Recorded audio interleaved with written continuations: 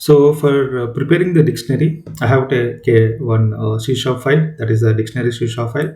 Here I have created the one new class. Here dictionary example is the new class. So whenever you are working on the, whenever you are trying to working on the dictionary, then you should prepare the namespace, that is the collections generic namespace, because of dictionary it's available in this namespace only. Okay. So the way how we can use the dictionary, in the sense there is a dictionary keyword is there in the C sharp.net. By using this, you can use the dictionary. Actually, dictionary is a one kind of a C sharp class, okay, which supports the key value pair. So now dictionary, we know that that is the key value pair, right? So the way how we are going to organize the key and value, in the sense, just to use the generic syntax here, you see here na t key and t value, key and value. Okay, key. I am prepared the key here by using the integer data type. Okay, and value, as of now I'm taking the string. That's it. Okay, so this is the way you have to prepare the dictionary. Now let me prepare the reference for this dictionary. So I am saying that my book, like that, is equal to new dictionary, integer and string. Okay, so because why I'm using this new, in the sense dictionary is the class. Okay, so if you want to prepare, if you want to access the methods of the dictionary class, then you have to create the instance for this dictionary. Otherwise you won't get the any pre-built in methods or anything. Okay, so this is the way you have to prepare the dictionary. Okay, so dictionary key is the integer and value is the string. Now let me prepare the record for this my book. Okay, here key is I'm using the integer, right? So the way how we can add the new record, in the sense, here in the dictionary there is a pre-built-in method, that is the add. Okay, so now if I'm going to see the input values of this add, it is expecting the key, that is the integer value is in the string format, because of I have configured the dictionary is the integer string format. So the same expectations over here in the, while we are adding the new record. So here key I'm taking the one in the integer format. I'm using the introduction here. Okay, this is the way I'm preparing the one new record. Okay, same way, let me prepare the other records as well. So second key, I'm saying that chapter 1. Third key, I'm saying that chapter 2. See, keep in mind, I'm not saying the index, I'm saying the key. Okay. Same way, let me prepare the few more chapters. Now keep in mind, whenever you are preparing the values, your key should be the unique. Okay, you should not use the duplicate keys, otherwise you will receive the runtime errors when you are trying to prepare the duplicate key. Okay, now let's loop the each and every value. Okay, so for that, let me use the for each. As of now, I'm taking the var here. Okay, var, because of I can't use the either integer and string, I'm using the var here. Var can be take the any kind of a type in the C sharp.net. So that is the reason I'm taking the var here. I'm saying the item in my book.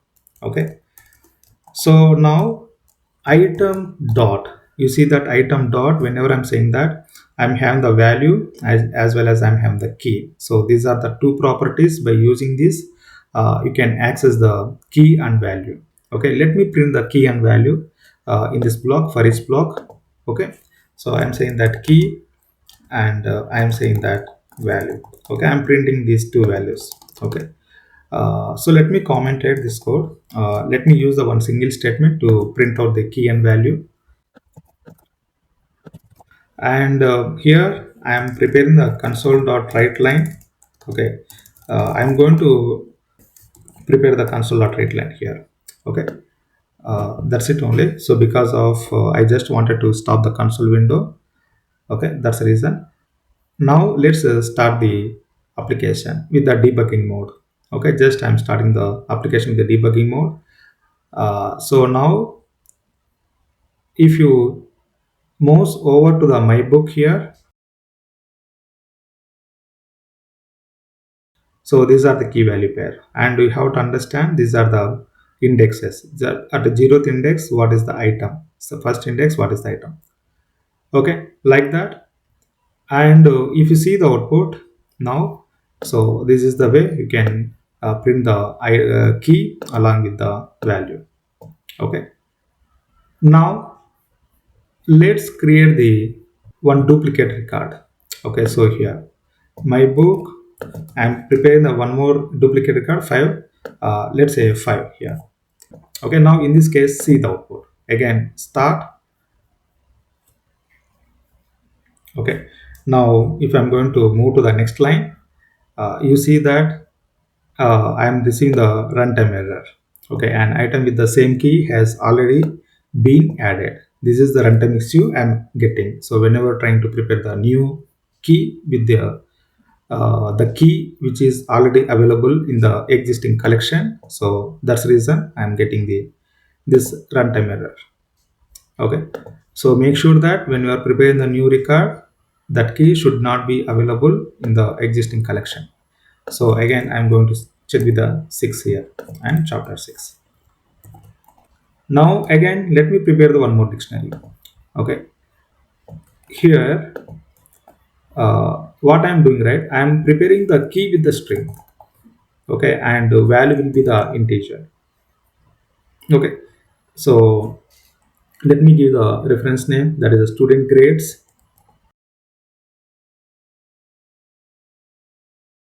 So let me prepare the one item for this student grade. So like this. So string, I'm taking the alias, and grade, I'm taking the 90. Let's design the other students as well.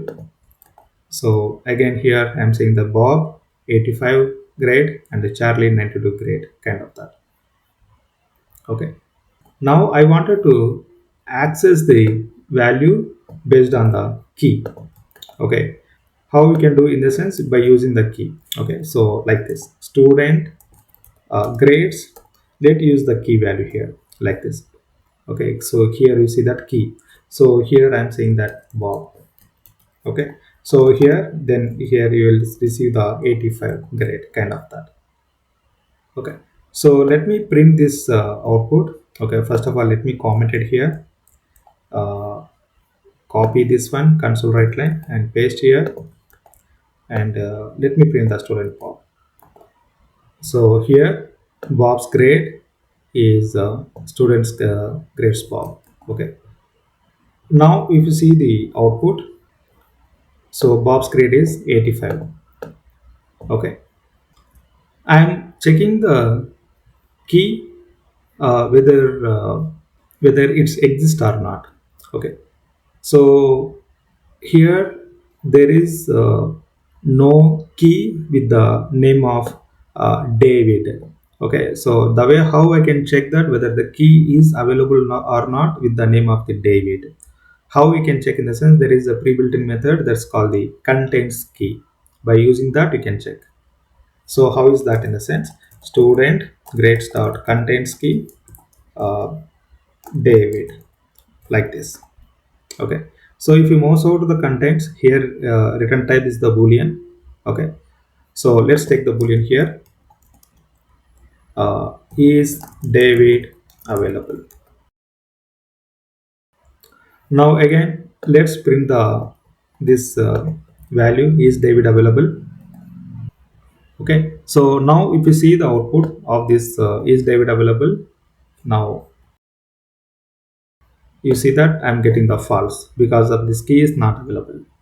Okay, so in case if the David is available, okay, so what I have to do in case David is not available, what I have to do?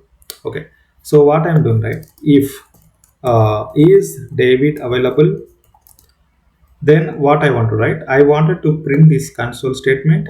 We know that David is not available in the dictionary, just I'm trying to prepare the if else conditions, that's it only.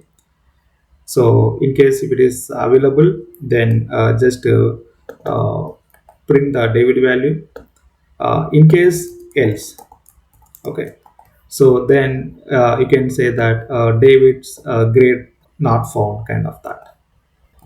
So again, if you see the output, okay, so David's grade not found. Okay, so next I would like to change the Charlie related value. I wanted to update the Charlie related grade, so that I wanted to update this record. So for updating the record, first of all, I should aware of the key of the this record. Key is the Charlie. Okay, how I can update in the sense student grades here, key, that is the Charlie. Okay, so now I'm trying to update the value. Okay, so let me write on the comment here, update the value, or you can say modify the value.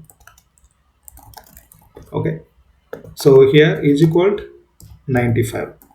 So this is the way you can update the value based on the key.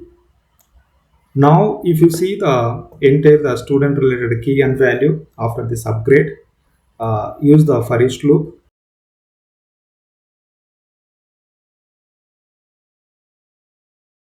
Now if you see the output after updating the Charlie record, let's see the output.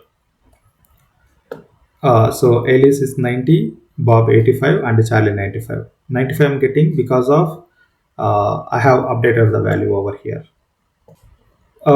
Next is that removing the value. Okay, for removing the value, you should aware of the again index here. So what is the index? Based on the index, you can remove the value. So now I wanted to remove the value 85. So for that, you should aware of the index, that is the Bob. Okay, so how I can remove the value in the sense, there is one method, that is the remove method. Okay, by using that you can remove the value. So student grades dot remove. Okay, then you should pass the key value. Okay, so key value, right? So we have to pass the key value. So here I'm saying that pop. Okay, so after removing that, again you see the output. Okay, so what will be the output? Here I'm going to give the just a dash kind of that, because of I just wanted to make it is this is a separate logic just for that. Now if you see the output again, so after removing the Bob, you see that Alice 90 and Charlie only.